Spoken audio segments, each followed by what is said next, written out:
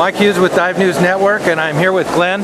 And Glenn, you want to tell me about this new dive glide system we have here? Sure. As you mentioned, my name is Glenn Ferris, and I'm the inventor and builder of underwater glider. It's the first of its kind. This is a buoyancy glider, and it works on positive and negative buoyancy, acting against a hydrodynamic wing. So there's actually no moving parts. There's no battery in the glider, no propeller. There's no sound when you're flying the glider.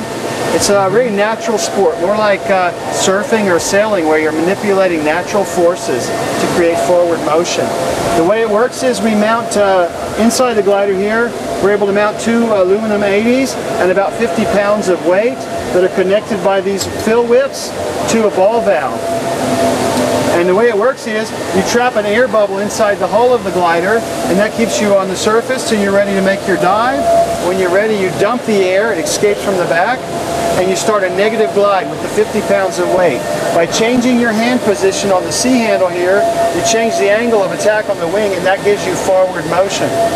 It's very similar to a free diver sled, up and down, only this has the freedom of mobility, of maneuverability.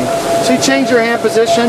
When you're ready to come back up, you just level off, inject air from the tanks inside the bubble. You capture a bubble inside the glider, and you take that up energy, and again, by your hand position on the C handle, you change the angle of attack on the wing, and you create forward motion again. It's very easy to maneuver. Simply twist of the wrist.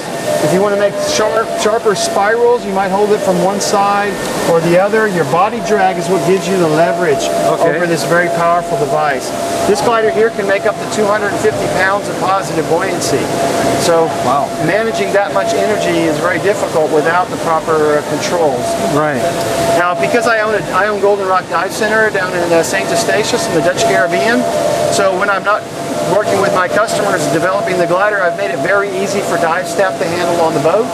So it's easy to take the wings, they come right off, the weights come right out, the tanks come out, and all in small increments, so they're easy for the dive staff to handle on the boat. So you're kind of parasailing or paragliding, but underwater. Yeah, it's really more, it's actually gliding. It's actually gliding. Because a regular airplane or a sailplane glides down, the only difference is one glides up and down. Oh, both directions, of course. Yeah. Sure, you had to outdo them. Yeah. Okay.